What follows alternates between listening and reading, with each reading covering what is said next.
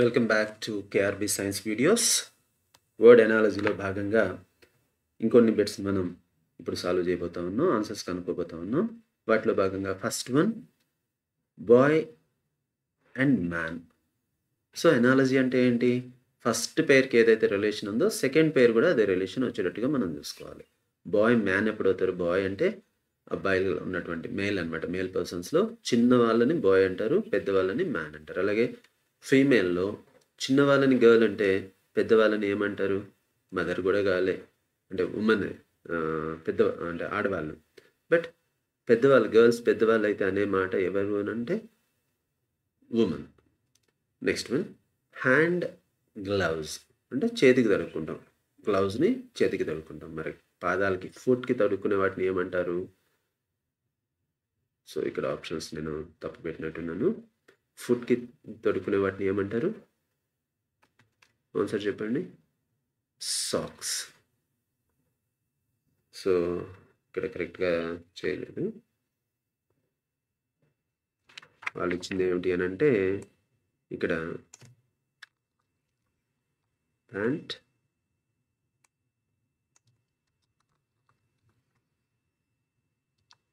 Next nail, next socks,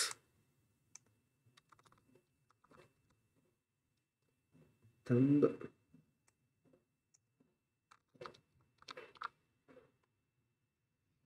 and finger.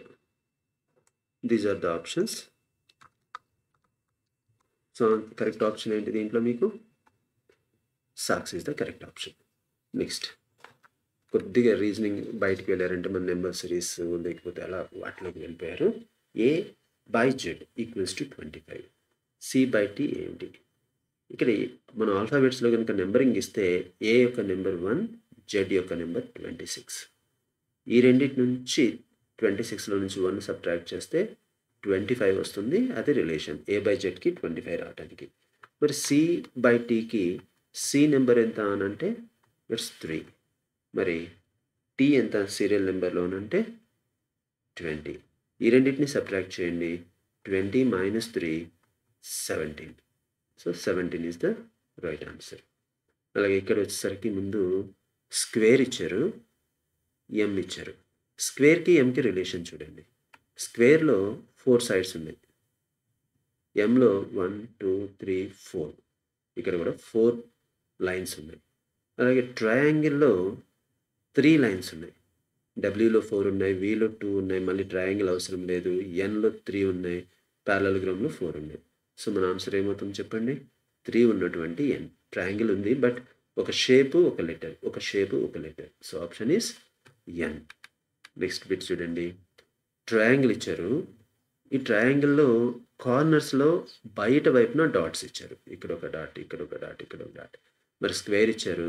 స్క్వేర్కి బయట వైపున 4 వైపులా డాట్స్ ఉన్నటువంటి ఆప్షన్ ఏది అని అంటే ఇట్స్ 1. సో ఈజీ అనమాట. ఇలాంటివి ఇస్తే చాలా ఈజీగా ఉన్నాయి, అంటే విజిబుల్గా బాగున్నాయి. నెక్స్ట్ ఆల్ఫాబెట్స్కి సంబంధించి ఎనాలజీ ఇది. ఏబిఈ బిసిఎఫ్ రిలేషన్ జాగ్రత్తగా చూడండి. ఏ తర్వాత బి వచ్చింది, బి తర్వాత సి వస్తుంది, ఈ తర్వాత ఎఫ్ వస్తుంది. సో ఎం తర్వాత వచ్చేది ఎన్, పి తర్వాత వచ్చేది క్యూ, యు తర్వాత వచ్చేది వి. సో ఆప్షన్ ఏంటి మనకి? ఎన్క్యూవి. సో ఆల్ఫాబెట్స్ కనుక రాసుకొని చేస్తే మనకి ఈజీగానే ఉంటుంది. నెక్స్ట్ 47లో చూద్దాం. PQR ONM. ఇట్లా చూడండి. ఇప్పుడు ఇది ఎంఎన్ఓ పిక్యూఆర్ అంటే ఎలా వచ్చింది రిలేషన్ చూసుకోండి. ఎంఎన్ఓ ఇటు నుంచి ఇటు వచ్చాము.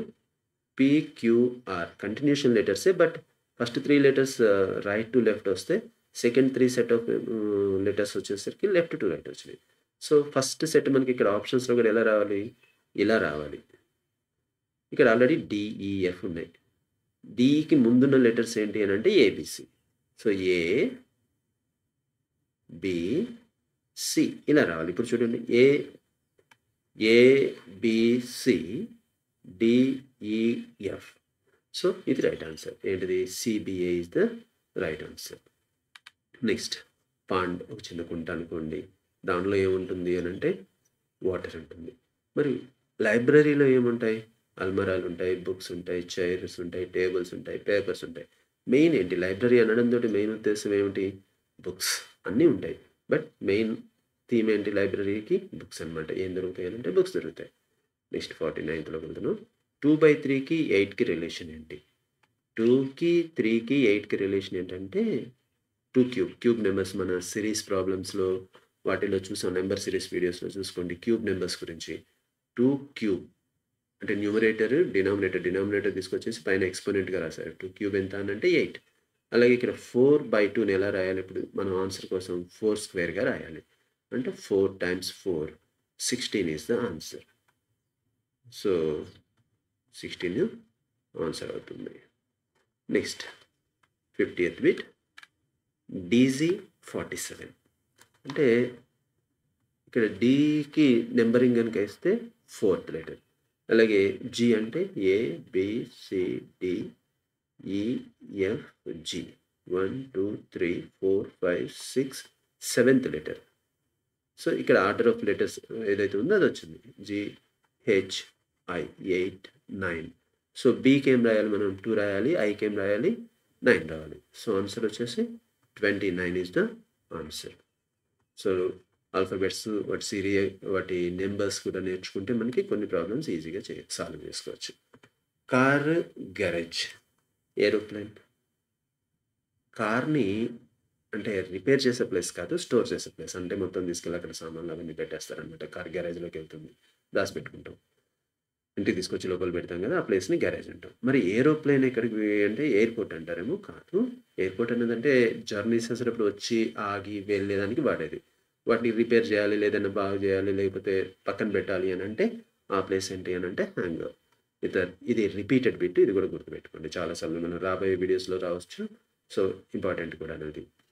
నెక్స్ట్ రేస్ తెలుసు కదా, కార్ రేస్, బైక్ రేస్, అన్ని రకాల రేసులు. రేస్లో పార్టిసిపేట్ చేస్తే ఏమవుతుంది అని అంటే ఫ్యాటిక్, అలసట వస్తుంది.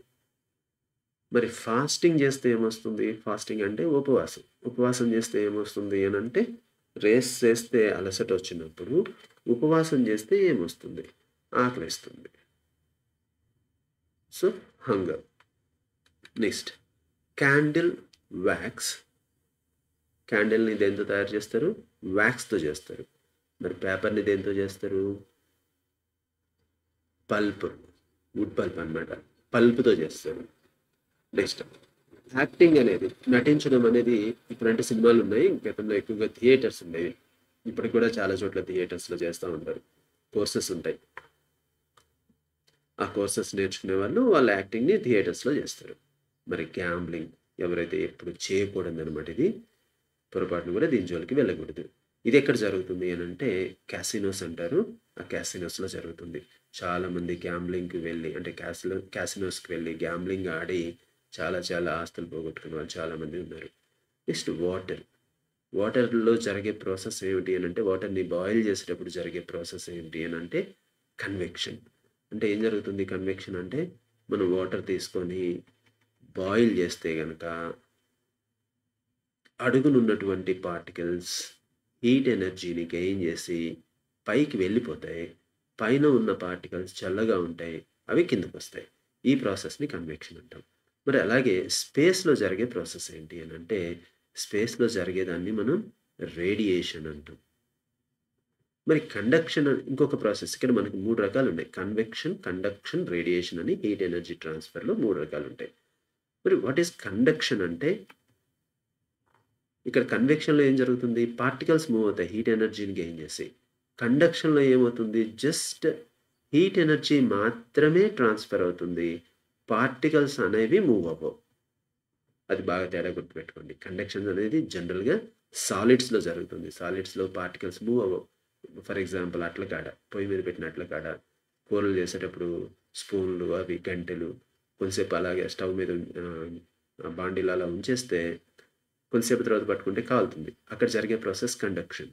వాటర్ని బాయిల్ చేస్తూ ఉంటే మనం చేయగలిగే పెడితే వాటర్లో కొద్ది అంటే బాగా కాగిన తర్వాత కాదు, కాగేటప్పుడు ఇనిషియల్గా ఒక 2-3 minutes తర్వాత అడుగున చల్లగా ఉంటుంది, పైన వేడిగా ఉంటుంది. కారణం వేడిగా అయినటువంటి వాటర్ పైకి వస్తుంది. ఈ ప్రాసెస్‌ని మనం కన్వెక్షన్ అంటాం. ఇక రేడియేషన్ అంటే సన్ నుంచి వచ్చేటటువంటి హీట్ ఎనర్జీ మనకొచ్చే ప్రాసెస్ రేడియేషన్. చలిమంట కాసుకునేటప్పుడు మనం మంట చేతిలో పెట్టాం. ఇక్కడ కాంటాక్ట్ ఉండదు రేడియేషన్‌కి. డైరెక్ట్‌గా మనకి హీట్ ఎనర్జీ అనేది ట్రాన్స్‌ఫర్ అవుతుంది. సో, అది వాక్యూమ్‌లో ట్రాన్స్‌ఫర్ అవుతుంది. అట్మాస్ఫియర్‌లో ట్రాన్స్‌ఫర్ అవుతుంది. ఈ ప్రాసెస్ వచ్చేసి రేడియేషన్ అనమాట. నెక్స్ట్ గ్రోత్, డెత్ అంటే గ్రోత్ అంటే పెరగడం, డెత్ అంటే చనిపోవడం. మరి ఇంక్రీజ్‌కి ఆపోజిట్ వర్డ్స్ అనమాట ఇవి. ఇంక్రీజ్‌కి ఆపోజిట్ వర్డ్ ఏంటి? డిక్రీజ్. నెక్స్ట్ ఆక్సిజన్ అనేది హెల్ప్ అవుతుంది. దేనికి హెల్ప్ అవుతుంది అనంటే బర్న్ చేయడానికి హెల్ప్ అవుతుంది. బర్న్ చేయలేదని ఆబ్జెక్ట్‌ని బర్న్ చేయాలంటే కంపల్సరీగా ఆక్సిజన్ అంటే మన the process is called combustion. మరి కార్బన్ డయాక్సైడ్ దేనికి ఉపయోగపడుతుంది అనంటే మండిన దాన్ని ఆర్పేయడానికి ఉపయోగపడుతుంది. ఫైర్ ఎక్స్టింగ్విషర్స్‌గా కార్బన్ డయాక్సైడ్‌ని వాడతాం. ఎక్కడైతే ముఖ్యంగా ఎలక్ట్రికల్ షార్ట్ సర్క్యూట్స్ జరుగుతాయో అక్కడ మంటలు వచ్చినప్పుడు వాటర్ వాడకూడదు. వాటర్ వాడితే ఏమవుతుంది? It's a good conductor of electricity. అందుకని వాటర్ వాడకుండా ఫైర్ ఎక్స్టింగ్విషన్ కోసం కార్బన్ డయాక్సైడ్‌ని అక్కడ యూజ్ చేయాలి. అలాగే డాగ్ బార్క్ అంటే కుక్కలు మొరగడం అనమాట.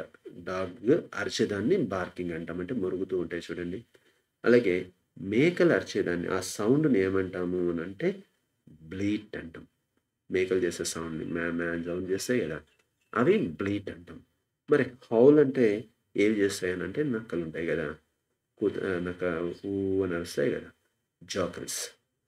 అలాగే గ్రంట్ అంటే పిగ్స్ చేసేటటువంటి సౌండ్స్. బ్రే అంటే డాంకీస్ చేసేటటువంటి సౌండ్స్. అలాగే స్లాప్ అంటే ఒక టైప్ ఆఫ్ ర్యాట్స్ ఉంటాయి. వాటిని బీవర్స్ అంటాం. అవి చేసే సౌండ్స్ స్లాప్స్ అంటాం అనమాట.